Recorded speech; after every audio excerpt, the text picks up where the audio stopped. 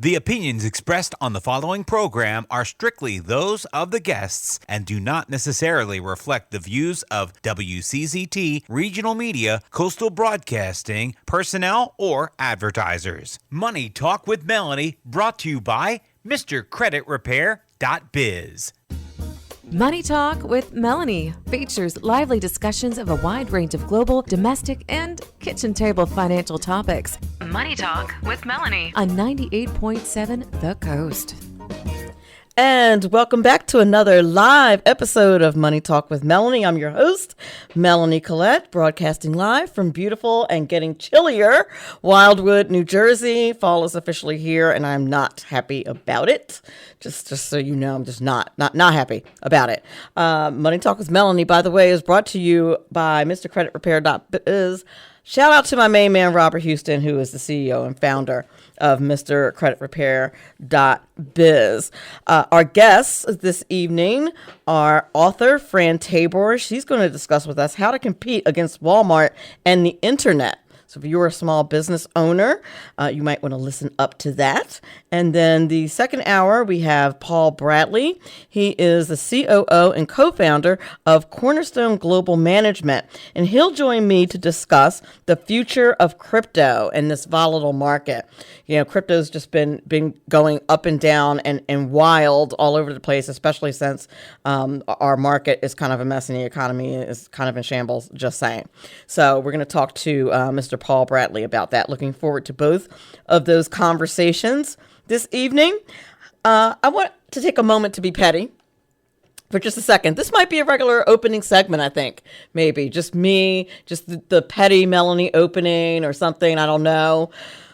So I've received today my first, and I think I've been on Facebook for 13, 14 years, however long it's been. And today I received my first Facebook ban, my first jail sentence. It's a 24-hour sentence that I received for something I posted on Facebook. It wasn't even an original post. It was a response. Was it a profanity-laced tirade? Was it a illicit, grown-up conversation? Explicit? No, none of that. So here's what it was. Here's what got me. Here's what earned me 24 hours restriction from Facebook. And I'm going to tie this in with money, and you'll see the petty part in a moment. So I have a friend whose name is William Hale. He's a comedic motivational speaker. You should check him out. His name is William Hale. I've had him on a show before, and he's hysterical. So anyway, he posts a funny meme. Nothing salacious, nothing bad, nothing, explicit, nothing like that. Just something comedic, okay? Regarding adult marital activities. Let's put it that way. So there's conversation on the thread about the meme, and I say men are disgusting with like 3 laugh emojis. Literally. That was the post, okay? I get a notification that I'm restricted for hate speech. And I'm like, what did I say? And then they show you, if you've ever been to Facebook Pokey, they'll give you like a screenshot of what you said that was so terrible that now you don't have any privileges and you got to go stand in a corner. It was literally that. And they said that it was hate speech against a group of people, the group of people being men. Now, here's probably where I went wrong. I was so incensed because it's so dumb that I screenshotted that along with my suspension and reposted it and said, these people are morons. I was like, what? And people could see that it said men are disgusting. A number of men posted underneath that post, where's the lie? Men are disgusting, right? And they're all laughing about the suspension. So I appealed the suspension, and you can choose like why you're appealing. And I said, and one of the choices is you think Facebook took it out of context. And I was like, obviously it's out of context, which is part of the reason why I thought I could get away with reposting it, because it's just so dumb, right? So do you know they rejected my appeal, and I'm still in the Facebook Pokey. It's ridiculous. So I'm there for like another 20 hours or whatever it is. My first of what I suspect will now be many future bans because I'm on their radar. And apparently, I hate men because I think they're disgusting. Now, here's the petty part. I just so happen to know, in case you missed it, Mark Zuckerberg's net worth has gone down by $71 billion. He used to be number 3 on a billionaires list, and now you're number 22. You know why, Mark? Maybe because your AI or your reviewers or whoever they are banning people for really dumb stuff and just frustrating your customer base for no reason. Censoring people for no reason. But yeah, Mark Zuckerberg's net worth, according to CBS News, has dropped $71 billion just this year. I'd be mad if I lost $71 this year. I just got to be honest. And $71 billion this year used to be number 3. Now you're number 22, buddy. Maybe back off the censorship. Maybe back off trying to ruin and influence elections.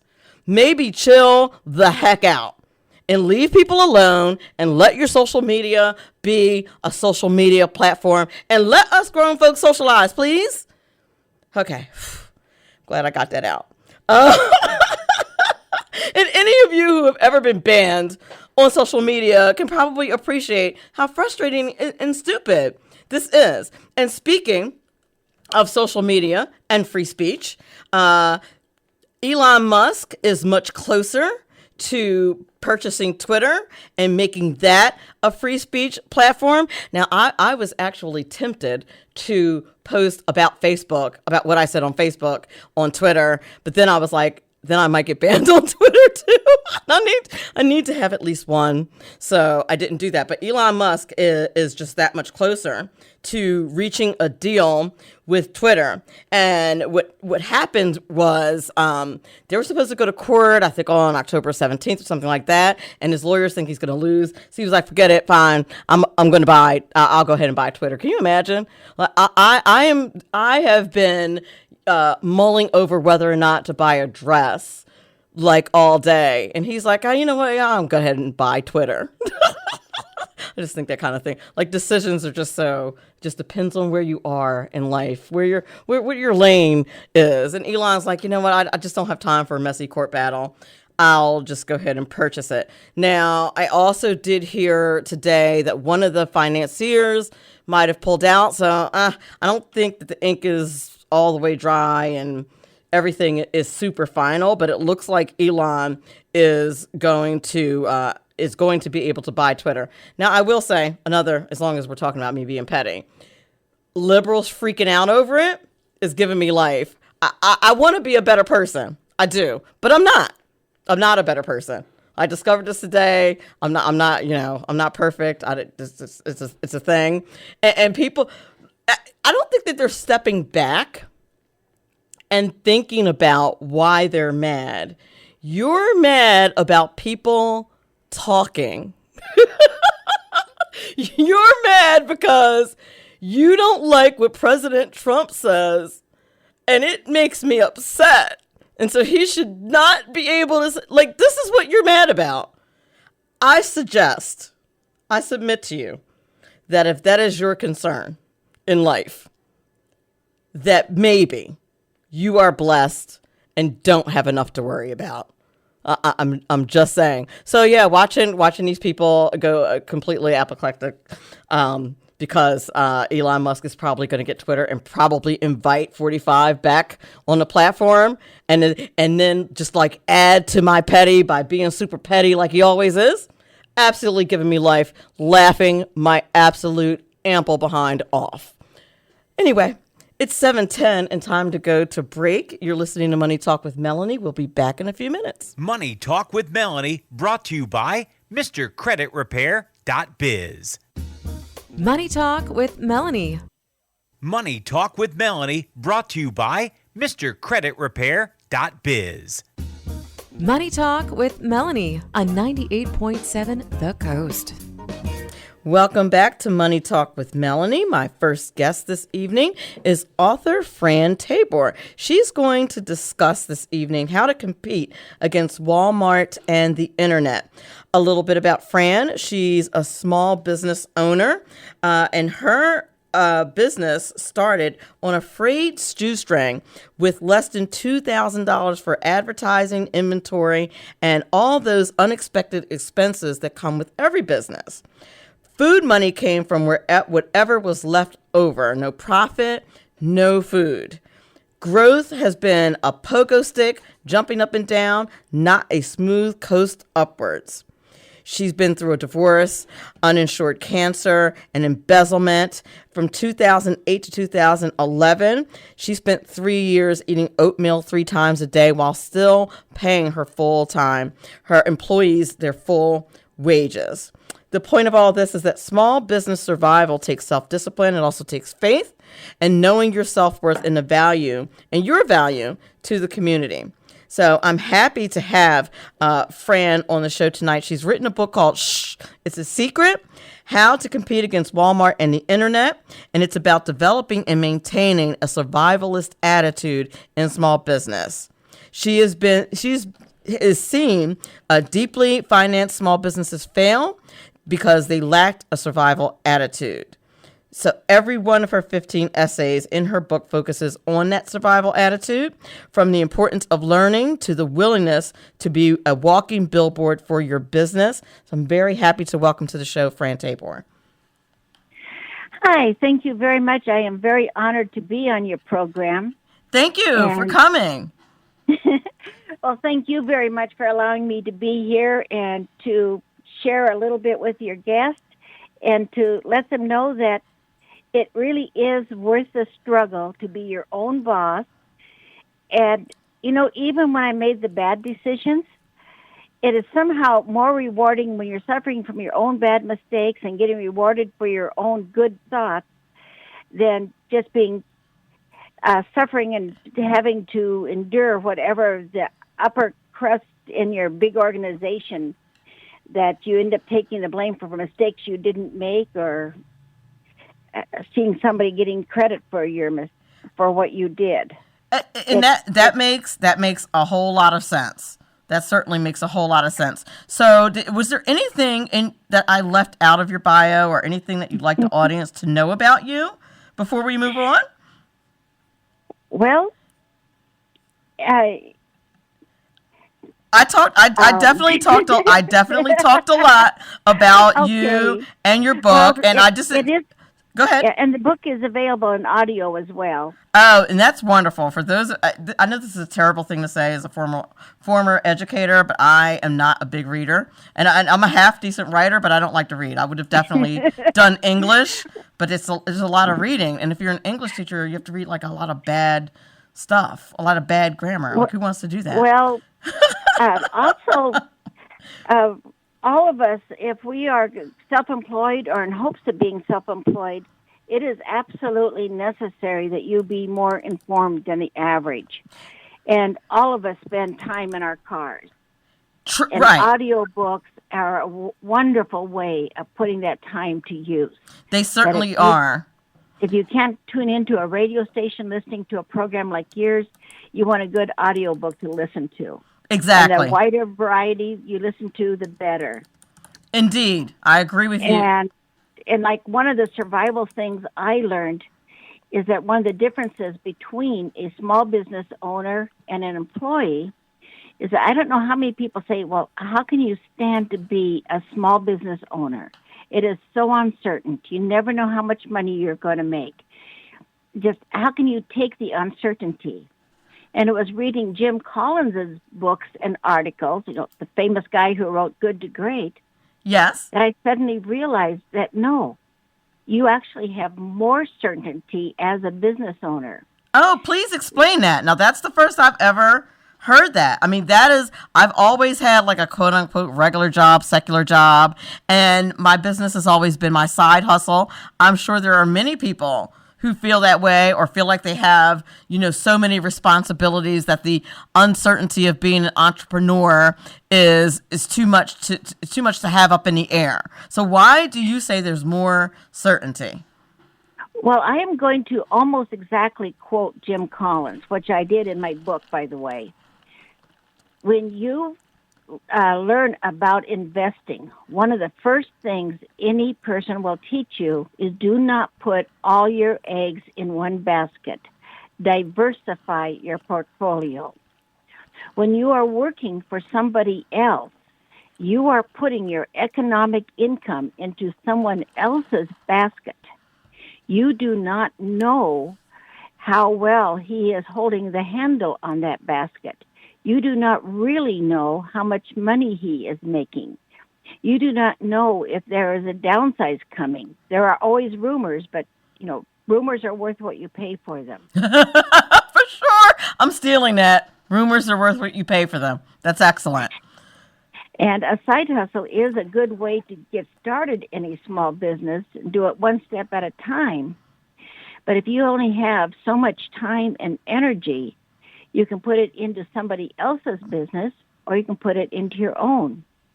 And another thing I've noticed over the years is, my business caters partly to housewives and then partly to people that are going into business for themselves. And especially people going into business for themselves for the first time tend to think in terms of hourly because that's how they get paid. Right. Well, in a business, hourly is usually the easiest way to pay people, but you are buying labor wholesale and selling it retail. And so you have people with a side hustle or developing their own business, and they think, well, if I'm getting paid $15, $20 an hour, that's what my time is worth. And they don't think in terms of the fact that the customer has actually been always paying them $25 to $35, maybe $50 an hour. And now that they're self-employed, they should be selling their services at full retail. Okay, that makes a whole lot of sense, actually. That makes it... my idea light just went off. Like, if you could physically see an idea light over my head, that is an excellent nugget. When you were working behind the scenes, I just want to repeat that and kind of paraphrase what you just said. When you're working behind the scenes, you are working wholesale. So wholesale prices, so much like if you were shopping at Costco, right? Or one of the big stores that sell wholesale goods, right? Those are wholesale prices. Those are less than the retail price. And the retail price has a markup. And what I hear you saying is, so does your time. Absolutely. And people should never forget that. But the most important thing is when you're working for someone else, you are putting your economic egg in their basket. You're letting them hold it. You are not diversifying your income. The side hustle is, like I said, a good way to get started. And if you never go beyond the side hustle, that's great. But more than a few people have discovered that I can't afford to go to work. I'm making more money than doing this. And then they start thinking, I can't give up the security. Well, it's no security when you really, truly do not know if your employer is going to stay in business. You are so right. Or even if you work for the state or the feds, they cut budgets all the time. We live in a country where I was going to say regimes. That's such a bad word. Administrations. In here in the United States do not have regimes. We have administrations, which are basically regimes. But that's another conversation for a different day. But their policies change, and of course, any government entity that you might be working for could suffer from whatever changes there are.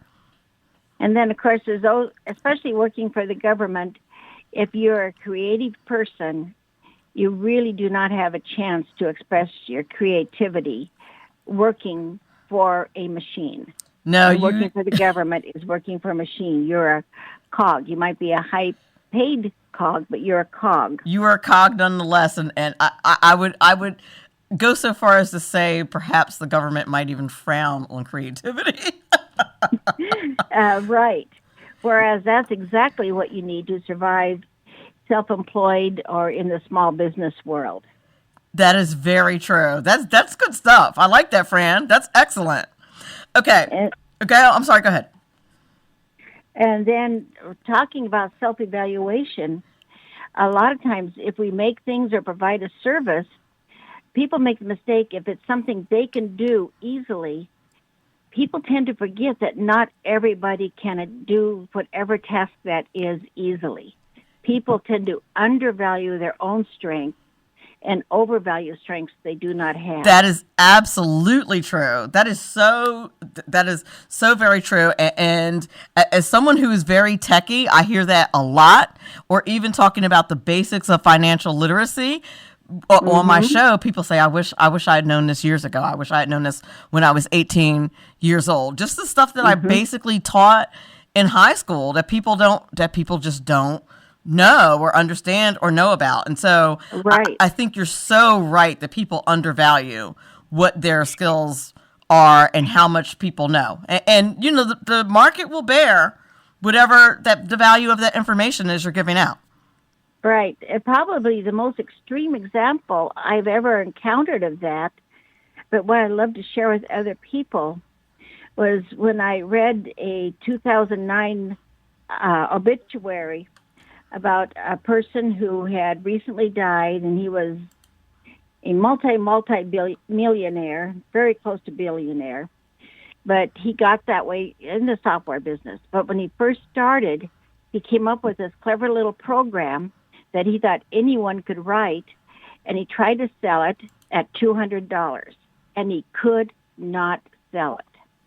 And finally, someone took him aside and said, you know, it sounds good, but there's no way it could be that good, because I just paid over $2,000 for a program that doesn't do half of what you claim this one does. And Mr. Benson got thinking about it. The next place, he offered it for $2,500 and was totally shocked when they bought it immediately.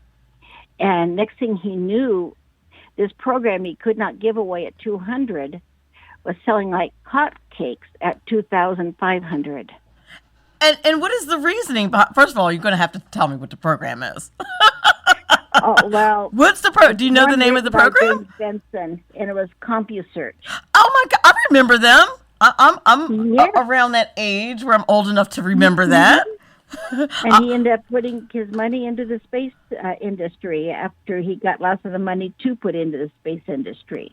That's amazing. So what was the reasoning behind that? Because people thought at the price point, at the $200 price point, it must not really do anything that great. But at the $2,500 price point, it must do something fabulous. Right. And even for my business, a number of years ago, we were doing a basic vacuum. My business is a three-part business. We do sewing machines, sales and repair, vacuum sales and repair, and a full line of janitorial supplies and equipment. And it started out really small, just doing repairs only. And when we first started out, we were doing repairs for like $19.95, and we're taking them completely apart, cleaning everything, just doing a really good job.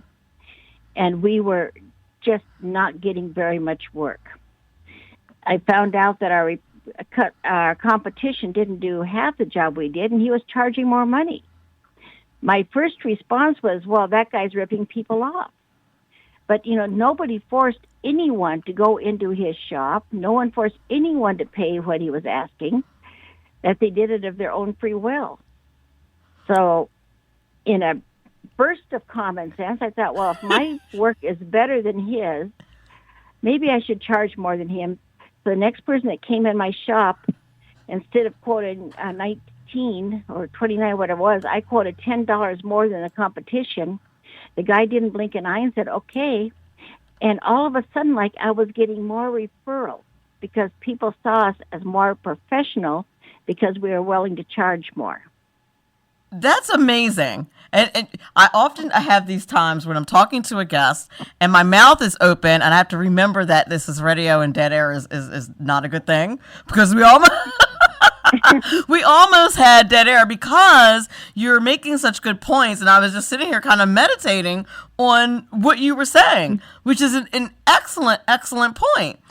Is there a barometer to figure out how you should be pricing your services? Or do you really have to do a market study for your geographical area to figure out what you should be charging, like where your sweet spot is as a small business owner? Well, if you've lived in your area your whole life, you already have a little bit of feel for what people are paying for a given service. And you really have to be honest with yourself. How good am I compared to everybody else? Am I going to charge less because I'm just learning and that's a little bit more honest? Or charge more because I have studied more and learned more? And one of the common complaints you will frequently hear at repair shops especially is, well, people get mad at me because I can't get my work done on time, but it's not that I'm not working hard, I just have too much. If you have too much, you raise your prices until you can keep up with it.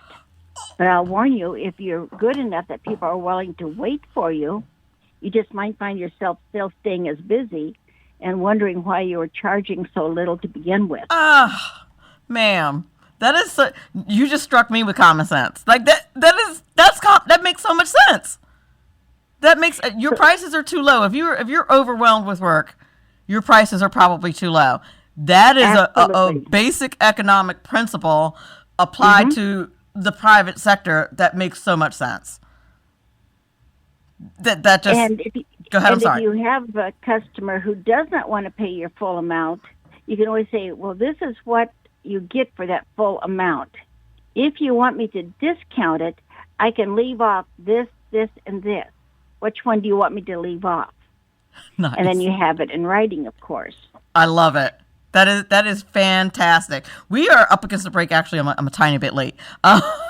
You're listening to Money Talk with Melanie. My guest this hour is Fran Tabor. She's a very experienced small business owner. She's written a book about how to beat Walmart and the internet, and she's dropping some serious small business gems on us this evening. Very excited to have her. We will be back on the other side of the break. Money Talk with Melanie, brought to you by MrCreditRepair.biz.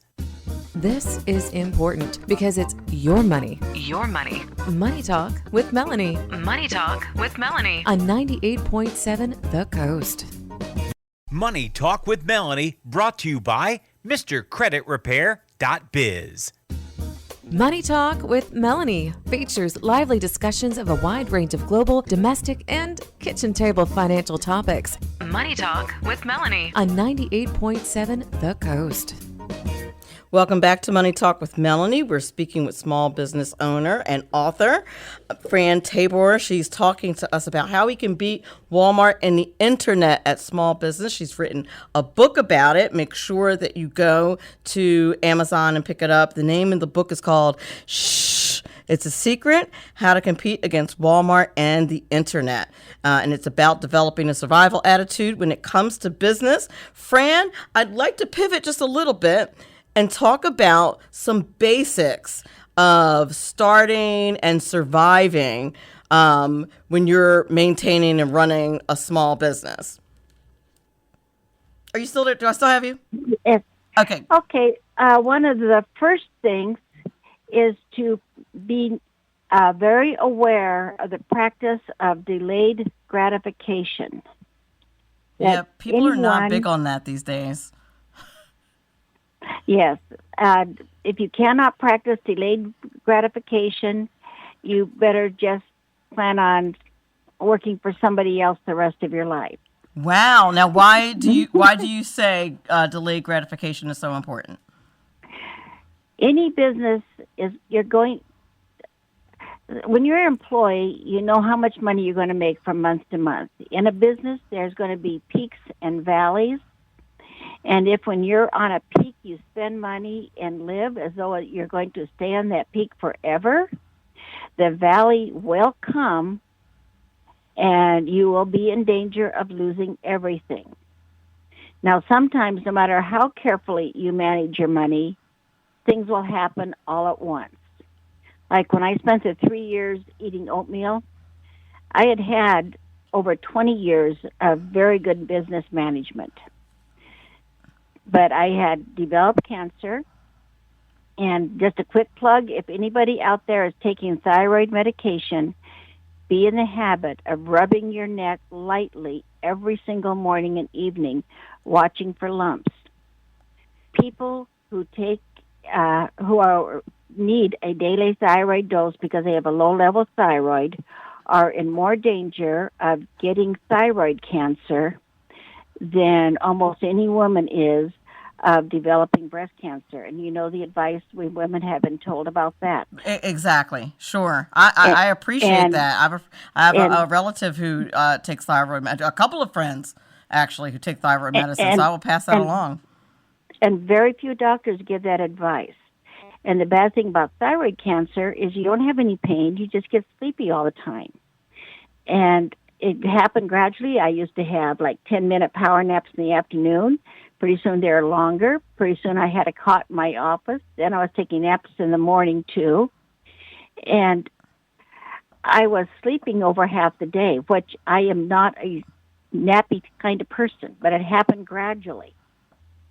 And then, fortunately, I went to an old-fashioned doctor who felt my throat and goes, well, how long have you had this lump on your throat? I didn't even know I had one. And he sent me to a specialist. It took over a year before the specialist could determine what my old-fashioned general practitioner could determine. And I had my whole thyroid removed. Wow. But because I had not watched for that, when I was sleeping all the time, I did have 2 different employees who were embezzling from me. Oh, wow. I had, even though I did not have health insurance, I had extremely good credit, and so I was able to pay for the cancer insurance. But when I fully recovered, I realized I owed more money than I knew. I had because of the embezzling? I caught the embezzlers. I didn't get embezzlers embezzle because they're always, the majority of them is because they won't miss this and I will pay it back next week. Ah, so they thought that they were kind of taking an undocumented loan. Yes. And I never got that money back. And this all happened in 2008, where there was something called a recession going on. Yeah, indeed, and a housing crash, yes. Right. And so my business went down to almost 1/4 of what it had been the previous year. And I had more debt than I had ever had in my life. But I kept my employees fully paid. I kept everything still going. And one of the most important things I did was what I had been doing in the past, is I knew how to teach my employees to sell. And selling is probably one of the most important things to teach all of your employees who have any contact with your customers at all, whether they're a delivery truck driver or just taking messages on the phone. There's basic little things that you can do to kind of move the ball forward a little bit as far as the sale is concerned. And not only that, but to actually learn to sell, because with the one exception, all of my best salespeople were people who were introverted, hated selling, would never want to sell anything to anyone. And they learned that, first of all business is problem solving. People have a problem, your business can solve it. That is true. You're filling in gaps. Yes. And it doesn't matter if it's a problem that anybody in government would recognize as a problem.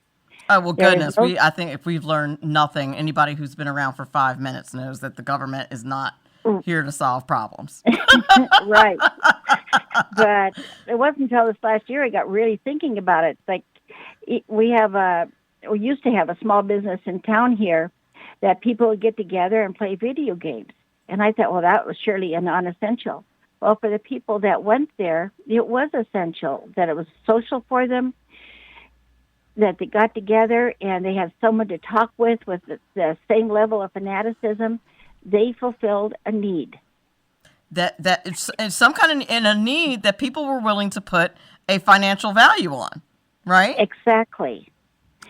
And if you think in terms of selling as how can I trick the person into buying, selling and being a con artist are not the same thing. Selling is finding a person's need and solving it. And the first part of selling is letting people know that you value them as an individual and as a customer. And so the first thing I teach my employees, you pick up the phone, you smile first, because whoever's on the other end of the phone has a problem, and with any luck, you'll be able to help them. That smile is first. so true. I remember being my first real job as an executive assistant was as a receptionist. I ran a reception desk, and I was an executive assistant. But he sent me to a customer service class. And what you just said, I remember. You just had like a flashback because it was 30 years ago. That they said when you pick up the phone, smile, because the smile will come through the phone. And as corny as that sounds, some old school information still works. And that works. That one works. Absolutely, it does. Absolutely. I want to go back just a little bit to what we talked about as far as making sure that your money is okay and having peaks and valleys. People really frown on budgeting in their personal life, right? Is a budget important when you're running your small business? Well, first of all, I think one reason people frown on it is that they think that it is going to be like iron bars on their spending. Yes, that's for sure. A good budget actually gives you freedom, that you know what your absolute base expenses are. You put something aside, so if you have an opportunity to get a really good buy on something, like every so often one of my suppliers will call me up and say, well, you normally pay $100 a piece for these widgets. If instead of buying 5 of them this month like you normally do, you can see it in your heart to buy 20, you can get a 10% discount. And I quickly think in my greedy little heart, okay, that's really a nice return on my money. And I say, yes. I say yes because I've been in business long enough, and except for those 3 miserable years, I have usually had the reserve to be able to do that, or if it's something that's too large for my reserve, then I stop and figure out, okay, this is the return on my budget. If I have to dip into like a line of credit or something, that'll cost me 5% or 10% depending upon the route I'm taking. If the amount I'm going to save is over this, and, do a little bit of math.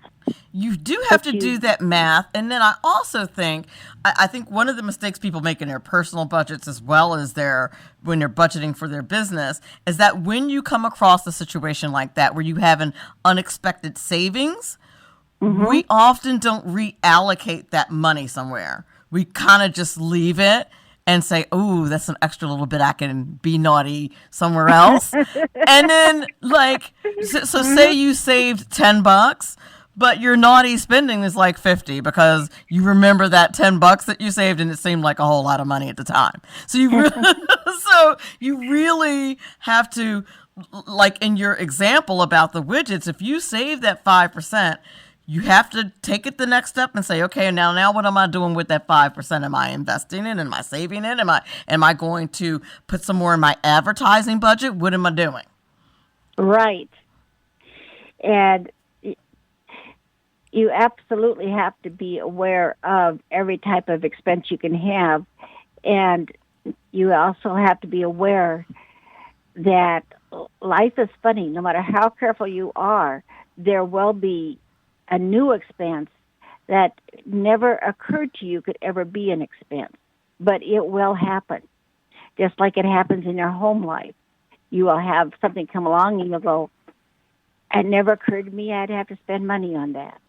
This is true. These are new. Think of how COVID has really changed the game as far as business is concerned, and your needs. Your need to be more available virtually to people, making sure, you may have been using the basic virtual platform plan, and now you're doing so much more virtual work that you might want to go up to the premium plan, just for example, because that's going to enhance your customer experience. Yes. And that also makes it really important that you do, when you're a small business, you can't treat customers as replaceable items. Like at Walmart, if one customer is unhappy, Walmart could in all honesty, no matter what their slogans say, Walmart really doesn't care if a few customers are unhappy. I think you're right about that. And if you're a small business, you have to ask yourself, did I shortchange any customers? Did I make them unhappy or not as happy as they could have been? And you have to really be aware of how you're interacting with each one. That makes sense because the way that your business's reputation is different than a Walmart. When you're a small business, word of mouth, people are going to say, don't go to that person. Because of Walmart's business model and because their prices are so low, they're not going to take a huge financial hit if somebody's unhappy. And even if somebody's unhappy, I have never in the history of ever heard anyone say, I'm never going back to Walmart. Who has said that ever? Well, I actually I've heard a few people say it, and next thing you know, they're back there anyway. Exactly. That's exactly it. And during my master's program, I did a paper on Walmart's business model, like how they go about saving so much money and how they sell things so cheaply. And it's just very smart and very interesting. But this is why they keep people coming back, even if they have a bad experience. Right. But that also leads to another thing, that it can be both an advantage and a disadvantage. If you're a small business owner, you are the identity of your business. And a lot of people don't realize that if you're a small business owner, self-employed, have a side hustle, you need to have what in the arts is called an elevator pitch. Yes, I used to teach my students about that. Even if you're going for a job, it's important to have an elevator pitch, but a memorized elevator pitch when you have a business is extremely important. You never know when opportunity is going to knock, so you need to be ready with that. And I found you need to have like 3 or 4 different ones for different social introductions. That if you meet somebody at a school meeting, if you are invited over for a barbecue, that you want to be able to have something that says what you are, where you're at, and very brief or longer, depending upon the situation. But you want to be able to have a 10-second, a 30-second, a 60-second. That makes sense. And that is a very good point. They will sound like they're fresh and off the cuff and just all happy, sunshine. But practicing that elevator pitch for your business, it is the most important bit of advertising you can do. For sure. And, this brings me to the point about being adaptable. A few things that you said about how you manage your money, about having an elevator pitch. How important would you say it is when you own a small business to be adaptable and flexible? It's not only important, but it's unavoidable. And it's why a small business is, if you're a small business owner for more than a year and assuming that you're actually living off of the small business, that you're not just spending daddy's money and having a business as a hobby. And there's a few of those out there. You and I both know that. Yep. Yes, indeed. But you have learned to be adaptable. That one reason that big businesses keep passing laws that favor them and make it harder for small businesses to keep up is if they have smart economic analysis at all, they know that every small business out there is more efficient with their money than they are. For certain.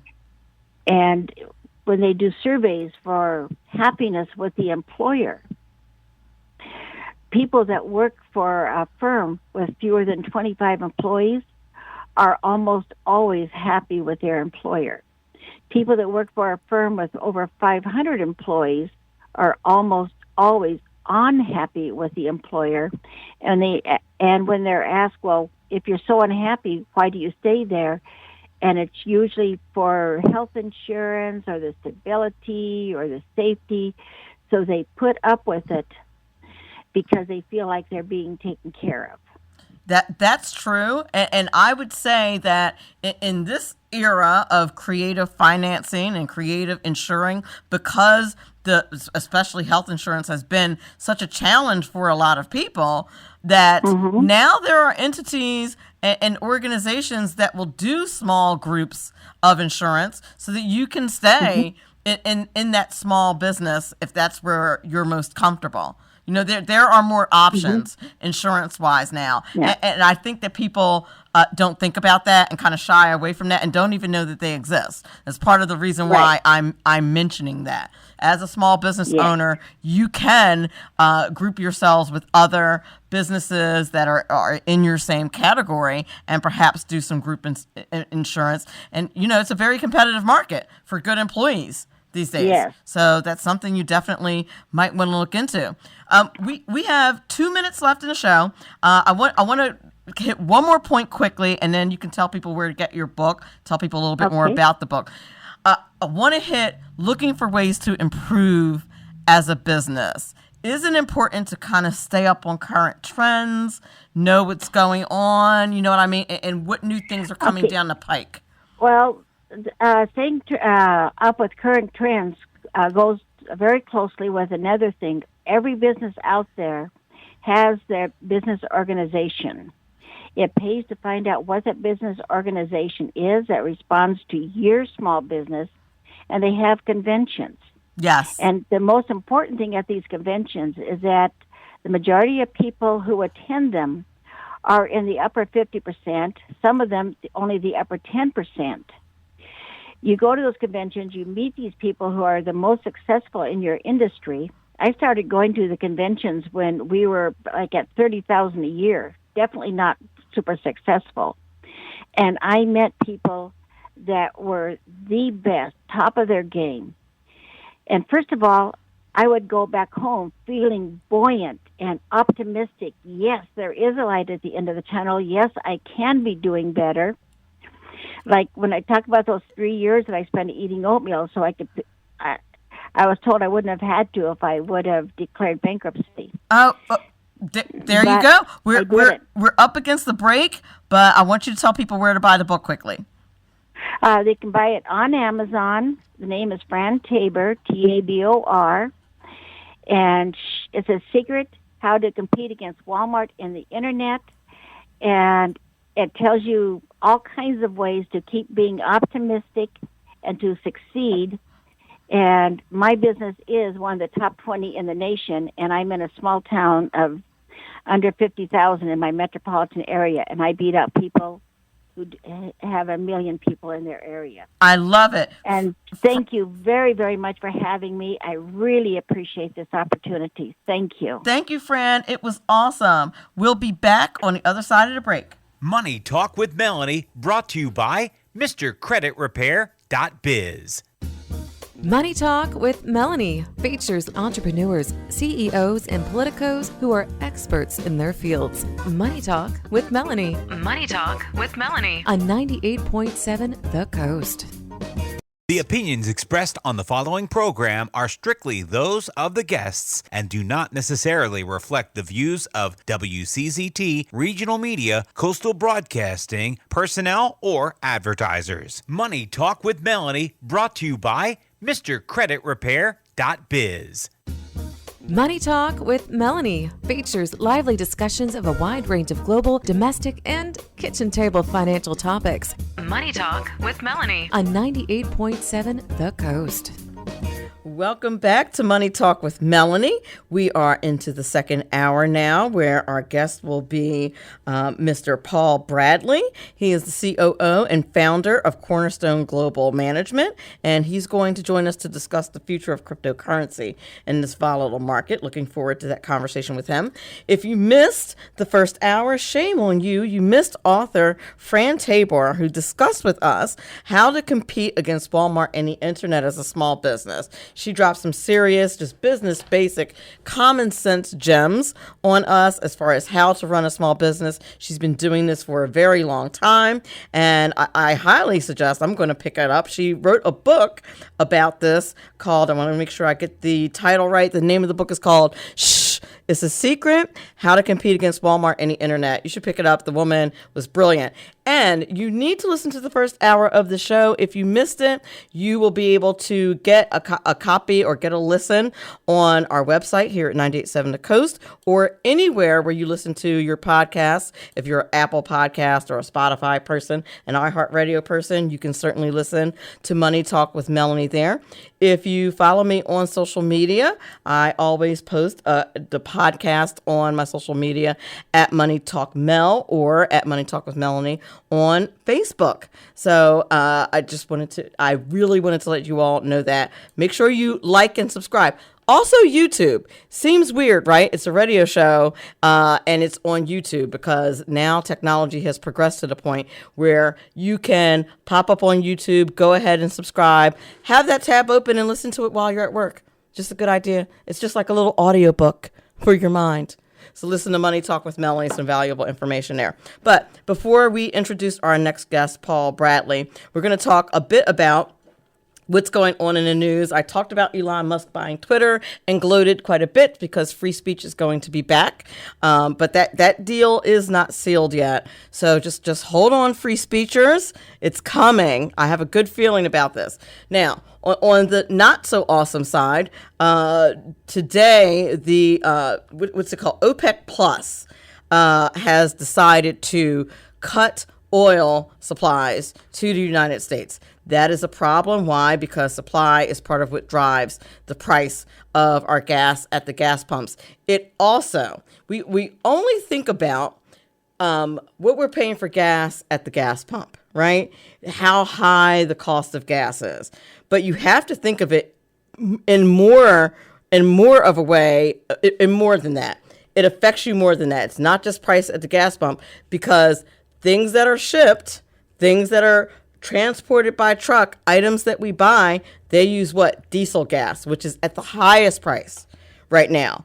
So not only will your gas be higher, but your basic products are going to be higher because people, customers, companies, who many of which operate on very small profit margins, are going to have to pass that cost on to the customer, which is going to drive inflation. So you have, the cut in gas supplies or oil supplies that affects the cost of gas, going to raise that higher. It's going to affect the cost of goods, going to raise that higher. Now, as a card-carrying partisan Republican, if you just started listening to my show, I freely admit that.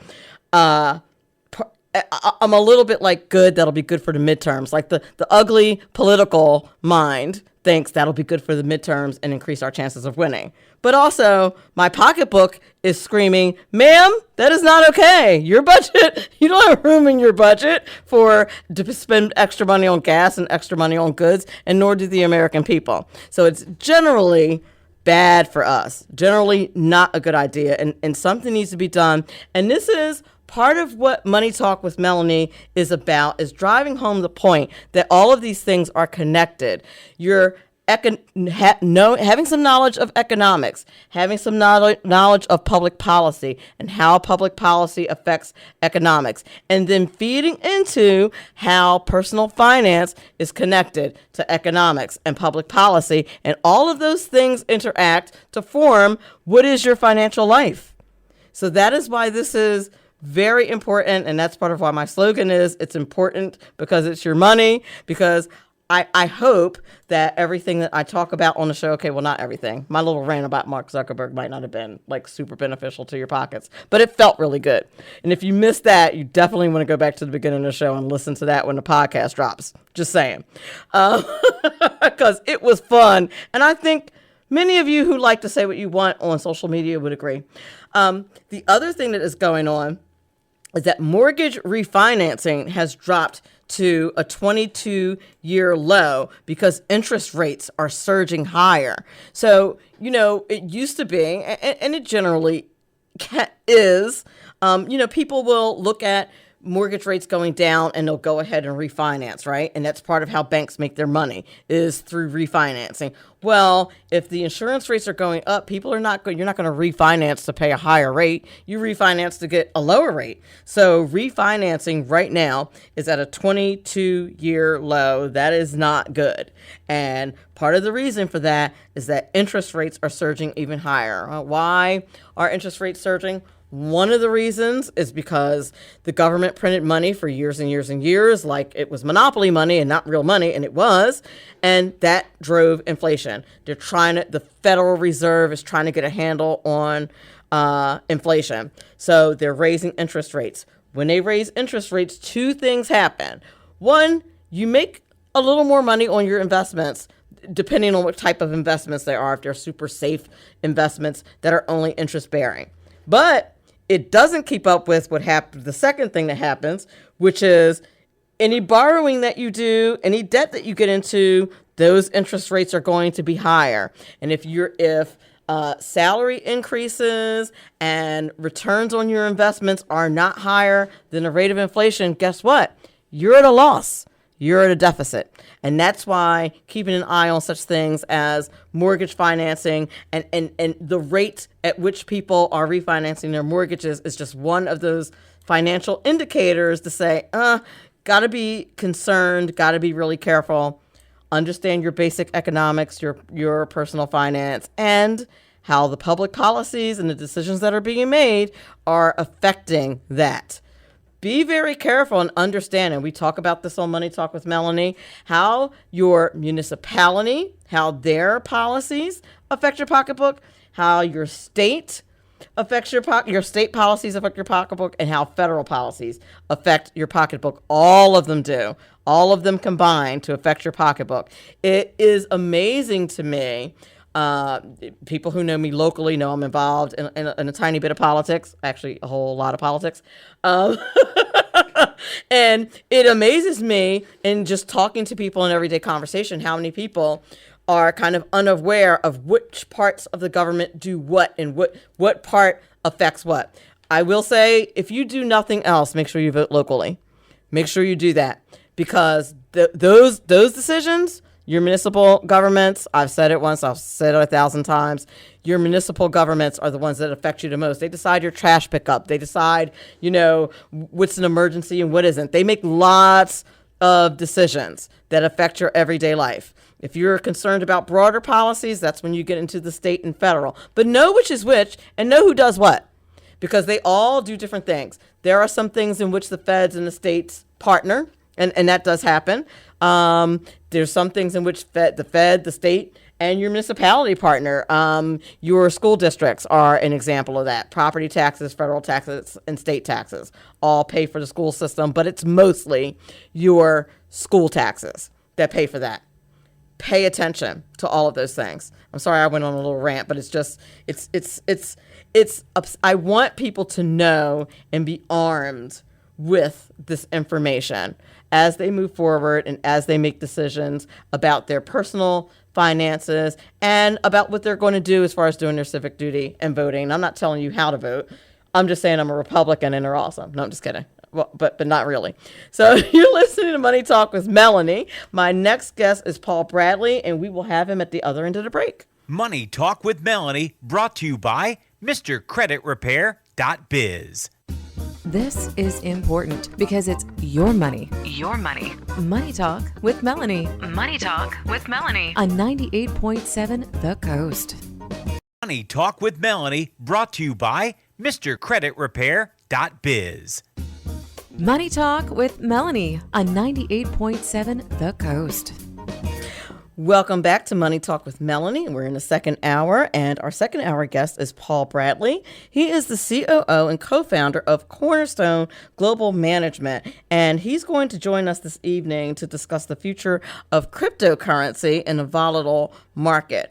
He is an embedded payments veteran, providing fiat to the crypto gateway to Web 3.0 and DeFi wallets without needing centralized permission. What in the world did I just say?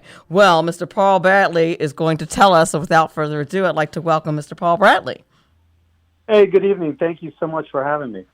Thank you for coming on the show. I'm excited to talk about this topic because this is, the last hour we did like old school, basic small business stuff. And now we're just zooming kind of into the future, right? To talk about cryptocurrency, Web 3.0, DeFi wallets, what's going on in the crypto market because the economy is just kind of volatile right now. Is a little interesting and shaky right now. So I think it's an interesting topic to talk about, and I think that most people are not familiar with the services that your company at Cornerstone Global Management provides, and they need to know about this. So I'm excited to have you on the show. Well, I appreciate it. I will kind of correct one of the things you said in something I've learned about the hard way. You said, let's talk about the future.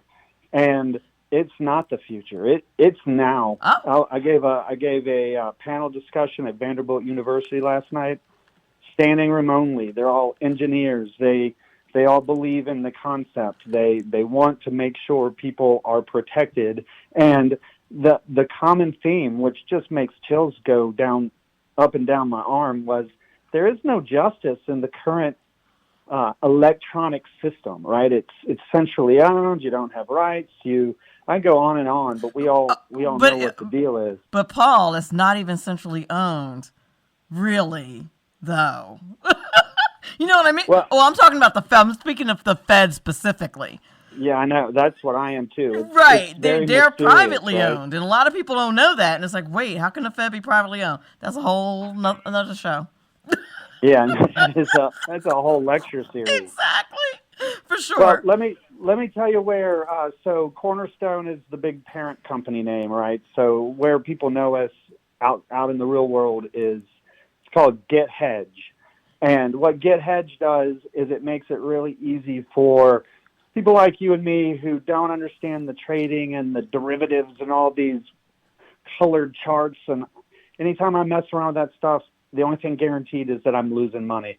So we figured out an easy way for somebody to basically just put out of their paycheck, right out of their paycheck, have a little bit of crypto exposure. We have people that put in like $20 a month, or I put in $1,000 a month. It's really important to me, and I'll tell you why.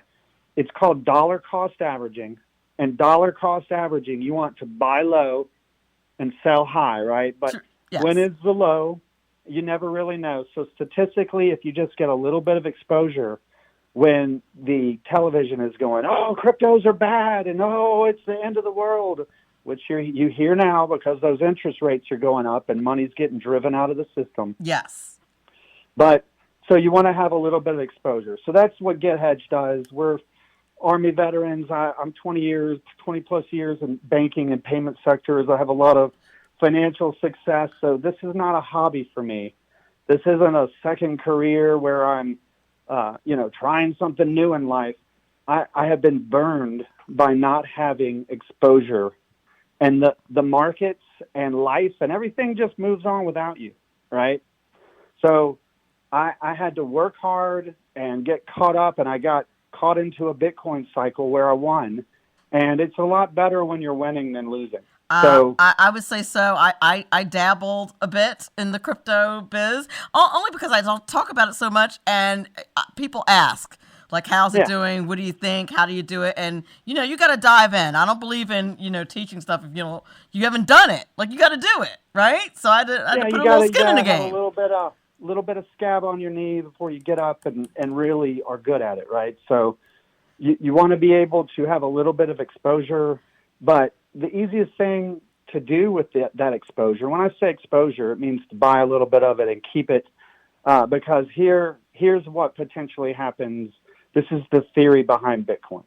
There are only 21 million ever made, so it's a scarcity model. Yes. Whereas, the Fed's they probably just printed 21 million while we were talking just then. For sure. They continue to print. So it's what the dollar used to be based on gold, remember?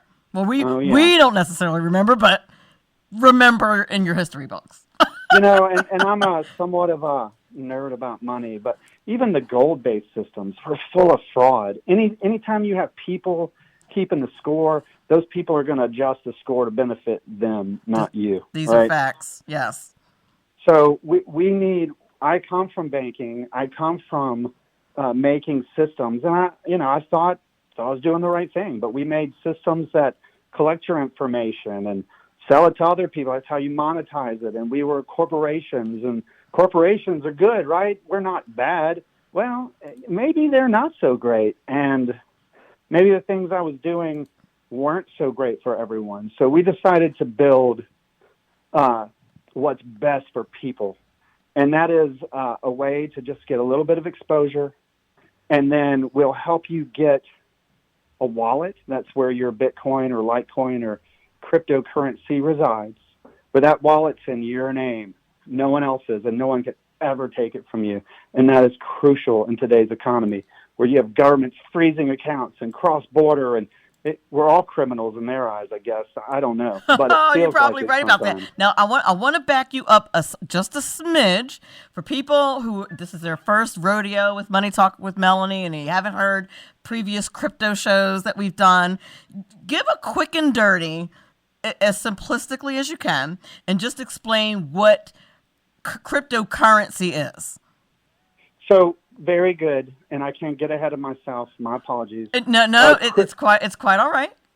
And I am not a cryptologist, and I am not a software engineer. So take it as a simplistic explanation. But what blockchain is the ability to have a centralized ledger, so everybody at the same time is on the same page and can see where you are, right? That's really good. And blockchain is where cryptocurrency is like the record-keeping system, so to speak. Yeah, unlike today at Amazon, who knows what's happening? I'm not trying to throw them under the bus. I'm not suspicious of anything, but a centralized company is controlled centrally, and then they are the government's best friend and big brother. So you break that apart, and the real, and this is my opinion, because a lot of the blockchain fancy sizzles out there don't do this, but Bitcoin does, Litecoin does. They are mined, which means that there's so many different power and outlets going and computers churning for information.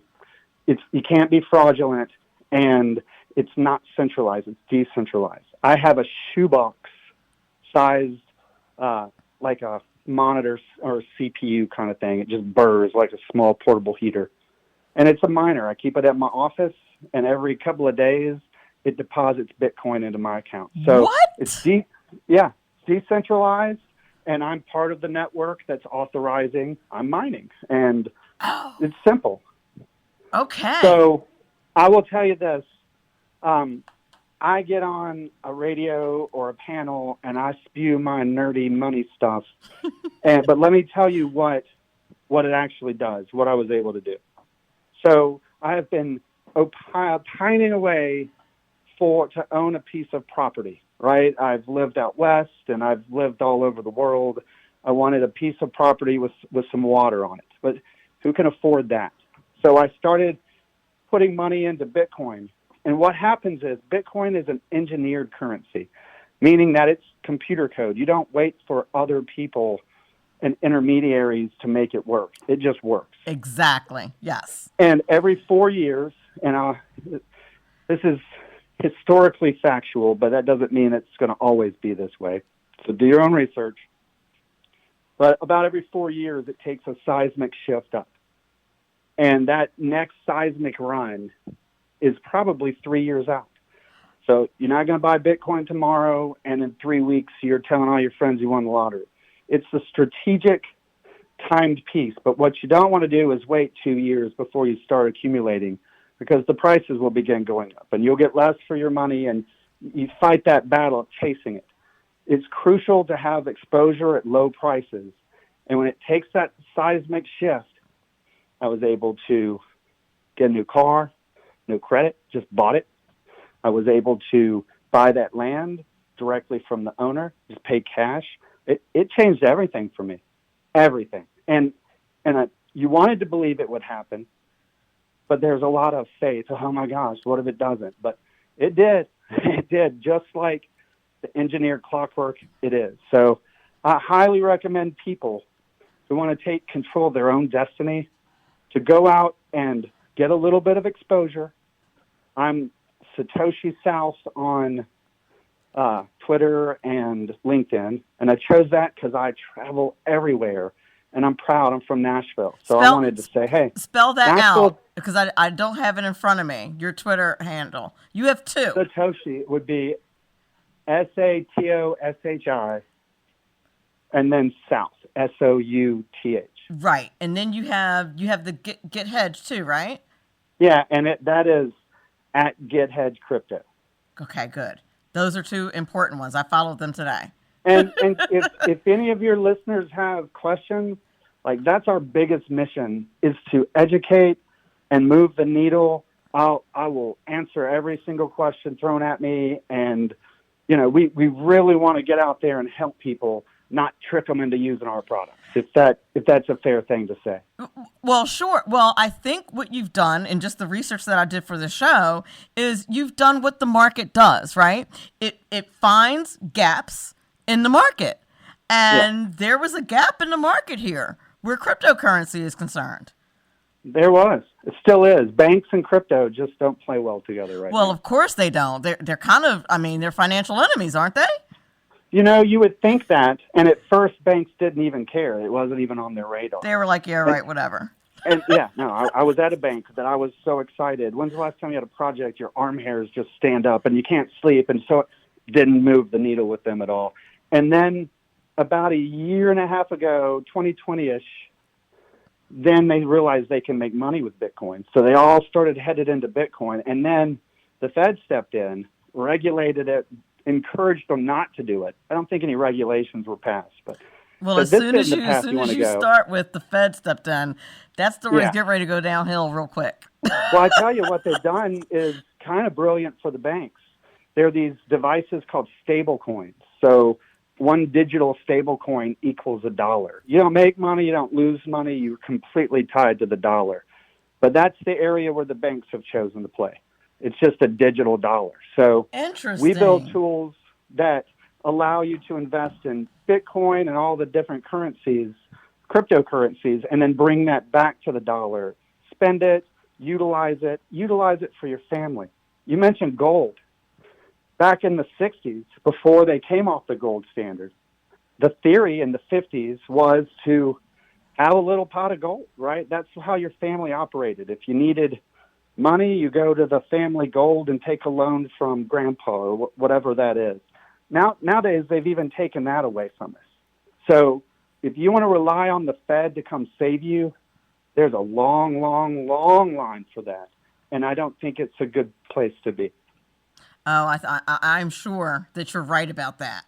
I'm sure that you're right. So now I want to make sure. So we got what cryptocurrency is. We discussed the blockchain and where the transactions are stored.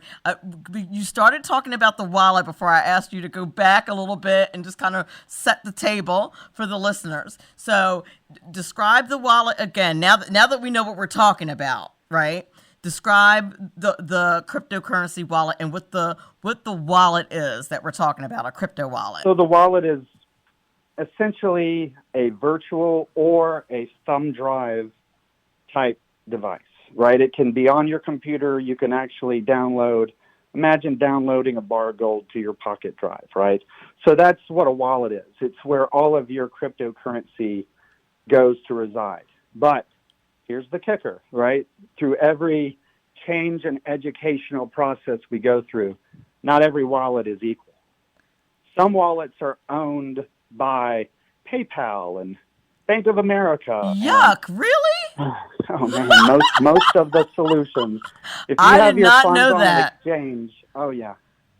They're all owned, and you can't take your crypto out of it. You have to go through their it's not even real almost, right?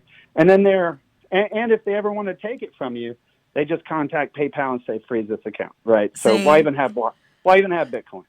Right. I mean, if that's going to be the situation, like it can go up, and then they're in bed with the government, and then the government can say, hey, freeze that person's account, that is problematic. We're up against the break, aren't we, sir? And I just said that. when it becomes problematic, it's problematic not when it's happening to other people. Like, oh, that's just them. They deserve it. It's problematic when it happens to you. And you're like, oh, my gosh, this can happen to anyone. And then you're in trouble.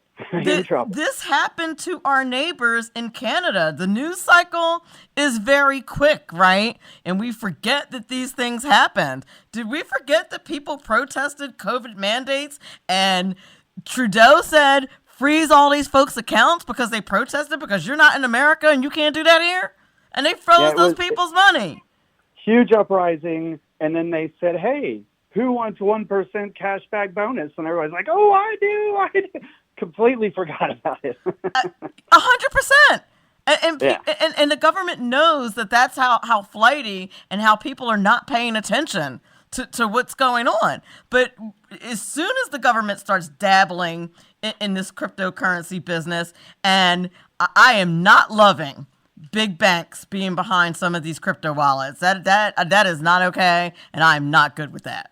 and it's what they feel they do best, and I couldn't agree more. But there are other wallets called self-custody.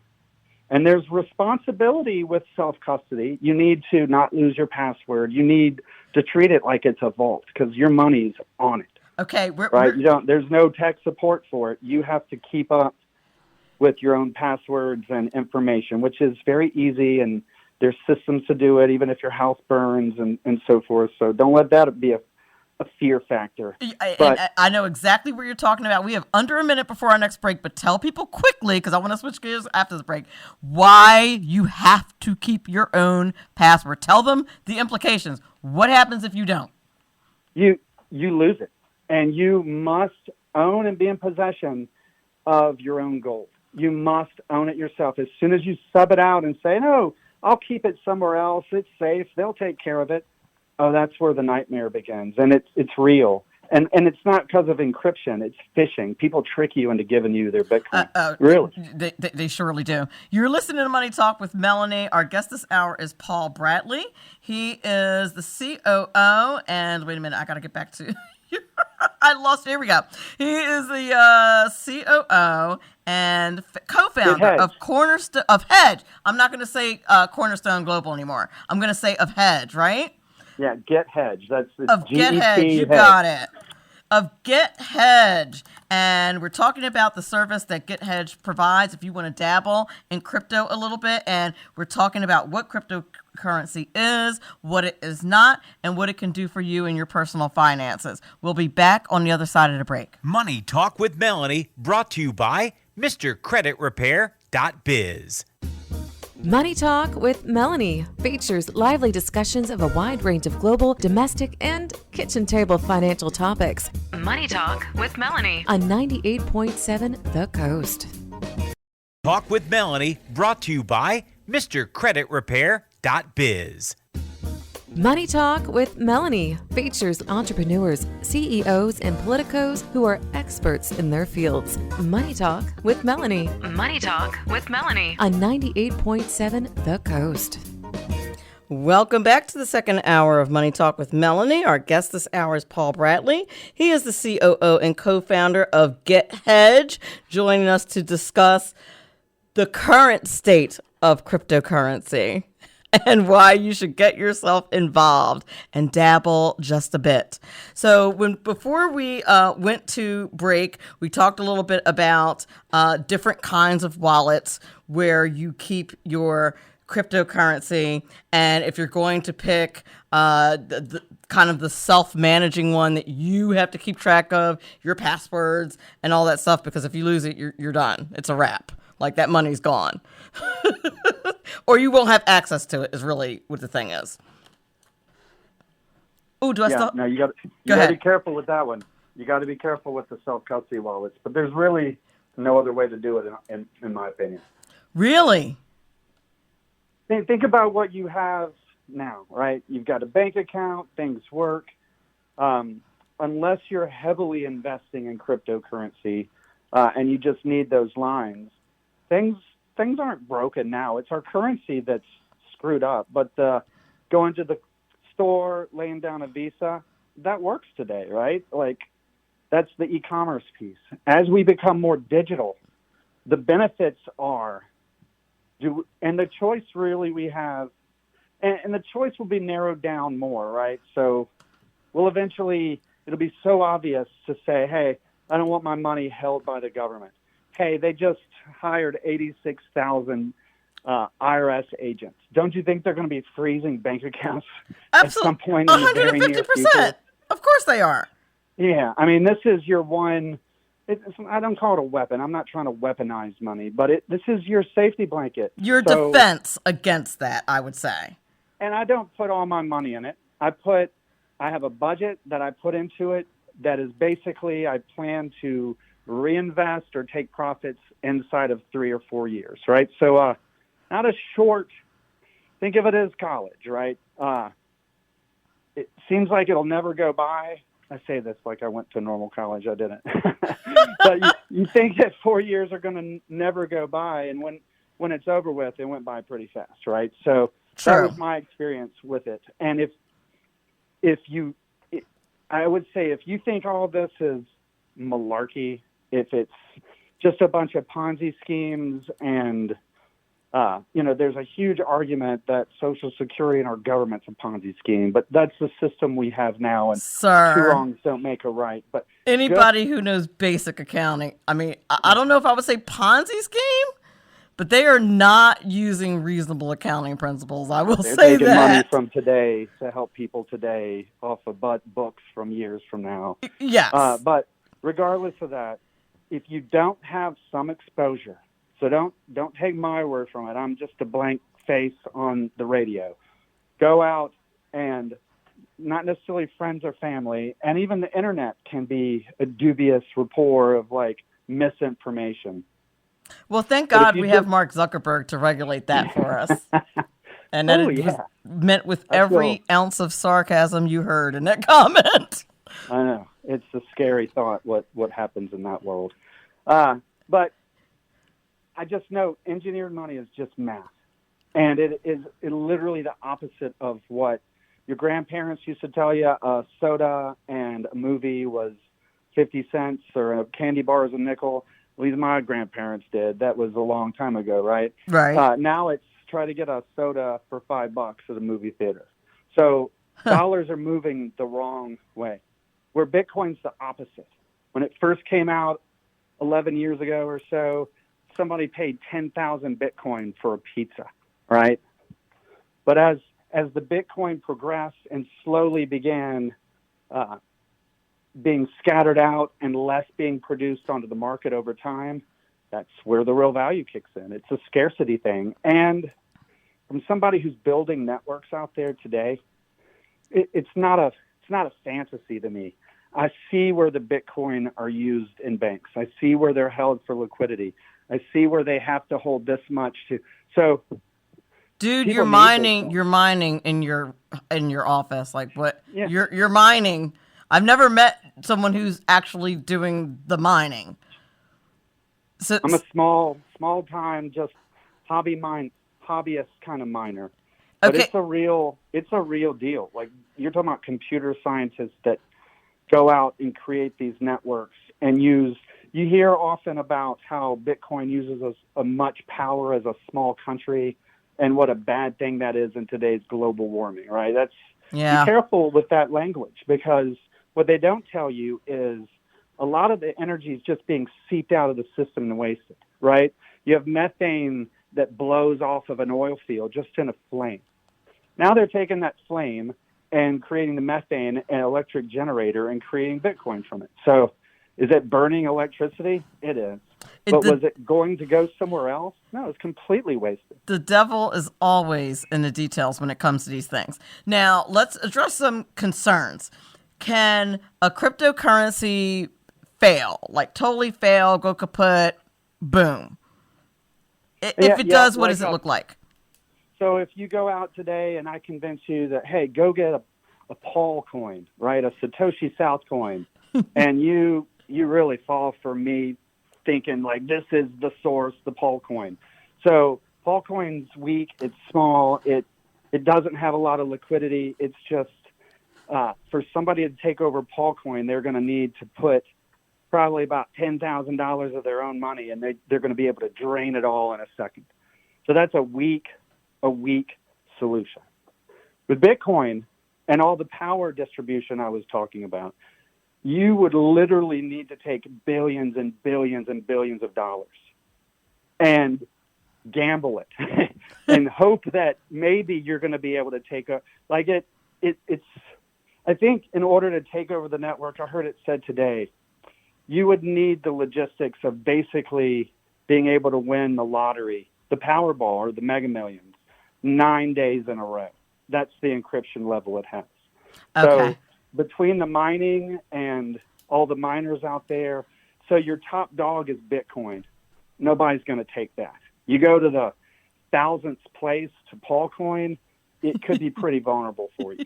Okay, so that makes sense. And Bitcoin was like the very first one. I mean, it used to be like Kleenex is synonymous with tissues. It used to be interchangeable before there were all these other types of cryptocurrency out there. But so Bitcoin, people need to understand that that's no longer, you no longer can use that word interchangeably with cryptocurrency, because now there are thousands, right, at this point? Yeah. So you have to, like you said, do your research. Now, another thing I want to address, I can't believe we're running out of time so quickly. But this is a heavy subject, right? Now, it used to be the cryptocurrency, and I think kind of justifiably so when it first started out, was used a lot for illicit or illegal activities on the dark web. And we should probably, for those people who are super novices when it comes to this kind of technology, explain what the dark web is really quickly and why people who have nefarious intentions might use cryptcoin. Okay, so that's a great crypto point. on the dark The web. dark web is a place where you don't have a name, right? You don't have an address. No one can email you. You go in there anonymously and do seedy business, right? Buy cocaine out of Peru, do your, sex trade. I don't even know what I don't go deep into it. Sound like I know what it is. I just know of it. And so, what ironically happened was Bitcoin had never really been tested from a monetary distribution standpoint. It was a cool idea back in 2011, 2012, and interesting, but it had never been utilized, right? And I don't want to go into all the seedy ways that bank cards came to be. They start in seedy, hard-to-service arenas, and if you can pull it off in that arena, everything else is just a cakewalk. And a lot of things started off that way. And a lot of it, the government started it and then just left it there, like the internet. People don't know that. The government started the internet and to use for a specific purpose, and then they were just like, oh, wow, now what do we do? Yeah. There it is. Right. Flash forward to like Peruvian drug dealers, but what the dark web was a way to go online anonymously. And then what the utility of Bitcoin ended up being was it was a legitimate digital transfer of wealth. I can email you value that doesn't need to go through a central bank to clear. And so it basically worked really well until it didn't. And I'm talking about the seedy aspects of it. Right. So somebody came in, and I don't know who it was. It's an event, and it's called Magic Game of Thorns. It's like some weird Dungeons and Dragons stuff. But essentially, somebody came in and stole all the Bitcoin out of the treasury. And so up until that point, it was anonymous. But some really smart people wanted that money back. And so they went on-chain and created analysis to where now I can see where a Bitcoin has been forever. Like I know if it's been through Iran, right? I know if it's coming from a nefarious wallet. I know what I can take and what I can't take. The visibility on chain is spectacular. So there was a time that I did not know this. Oh yeah, I'm glad I asked the question. You don't want to do anything shady because they can bring it right back to your wallet and triangulate you pretty quickly now. Nice. I like it, but I don't like it. No, I like it because we want the good guys to win. We do. I'm definitely pro good guy, so I'm with you. I'm with you on that. But there are ways that I can put Litecoin, for example, has a feature that I can turn that off. You can't see how much money I have in my wallet, but I can still be compliant. So the technology plays a cat and mouse game. But right now, if you spend money on something that is not legal and it's a lot of money, like nobody's going to come mess with you for $10 or whatever, but it's very provable, and you're going to be sadly mistaken that you think you can outrun technology. Ooh, I like it. Now that part I do like. So let me ask you about hacking. Whenever you talk about anything digital, right? I think hacking is always a concern. Can your account get hacked? Can your wallet get hacked? Does it depend on who? You said earlier that all wallets are not created equal. Does it depend on, the quality of your wallet? And security. So I'm going to pick on PayPal because they're the big dogs out there, and I'm sure they have great security. But if PayPal gets hacked, your wallet is vulnerable, right? So that's an issue. Whereas you're not going to be able to hack into my wallet. There's no way. The encryption is such. If you don't know my keywords to get into it and the password and such, you just don't have admitted. So I keep my passwords in a safe, and most of them are memorized, but I keep half my password in one safe. And, I'm creative to where I can tell my kids where it is, but they can't come take it for drinking money. You know what I mean? So. Now, I have a cybersecurity expert, Mike Fitzpatrick. Shout out to Mike. I should have him back on the show soon to just talk about this topic, actually. But he says that password apps are good to use for that. Would you recommend that, or because of the type of wallet you're using, where you must absolutely know what your password is? Are those not a good idea? It depends on how much skin you have in the game. If I have $20 on an exchange, I'm not losing sleep. Okay. It's probably going to be okay, right? If I have $500,000 and a large percentage of my money, I'm going to air gap that, which means it's not connected to the internet. No one can come from a computer and find it. It's literally in a shoebox by my bed. Like that's that thumb drive concept of it. Wow. It's not even connected to the internet. How are you going to steal it or even find it if it's not connected to the internet? You can't. Yeah. I'm surprised the government hasn't, put the kibosh on that. They kind of are, right? So that the whole Bitcoin, we support Bitcoin. Now they're going more to the stable coin aspect of it, and that's not Bitcoin. So they're not going to kill Bitcoin. But, on a side note, what scares me is you would really, I was surprised. Like it takes a lot to surprise me. I was surprised. How many creative tech leaders who are building these systems are moving offshore? They're kind of under attack here, and it's no fun when the SEC comes from you. So oh no, I would imagine they're kind of by not embracing this and setting America up for its next internet run, right? We did well from 95 to 2000. We need some new gas in the engine, and they're too afraid. I really think so. That's sad to hear. We are up against the close of the break. You're listening to Paul Bradley, who's the COO and co-founder of Get Hedge. Where can people find more information about Get Hedge and follow you on social media? You can go to the website itself. It's our consumer offering, and just check it out. Look at who is on our team. Do research on them. You'll be pleasantly surprised. We're not just a bunch of buddies who decided to start a business. We all have some heavy hitters. I was on there doing research today. Yeah, we're really fortunate to have that.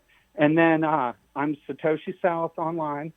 So you can go to gethedge.com or .io and hit contact us. That's one way to get in touch with us, or contact me directly on LinkedIn or Twitter at Satoshi South.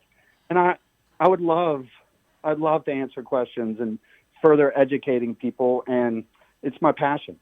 I love it, and you're very knowledgeable, and I would absolutely love to bring you back, Paul Bradley. Thank you so much for visiting Money Talk with Melanie this evening. We appreciate you.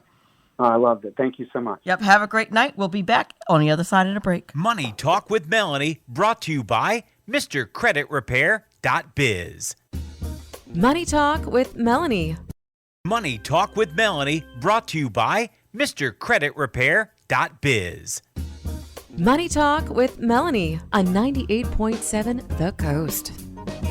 Welcome back. I'd like to thank our guests this evening, Fran Tabor and Paul Bradley. I'd like to thank Mark for working the boards and the phones this evening. Thank you very, very much. We also want to, of course, thank MrCreditRepair.biz, aka Robert Houston. Thank you very much for being a Money Talk with Melanie sponsor. Please do tune in next week where we'll have obstetrician and maternity mortality expert, Dr. Alan Lindman, who's going to talk about safe births and post-Roe versus Wade healthcare and the economic impacts of such. We will also have e-commerce strategist Kirsten Ross, who will discuss early-stage growth for online physical product brands using Shopify and Kickstarter. Remember, all of this is very important because, after all, it's your money. Money Talk with Melanie features lively discussions of a wide range of global, domestic, and kitchen table financial topics. Guest interviews include entrepreneurs, CEOs, and politicos who are experts in their fields. Be sure to listen up. This is important because it's your money. Your money. Be sure to listen to Money Talk with Melanie. Money Talk with Melanie. Wednesdays, 7 to 9 p.m. Eastern Time on 98.7 The Coast. Money Talk with Melanie, brought to you by MrCreditRepair.biz.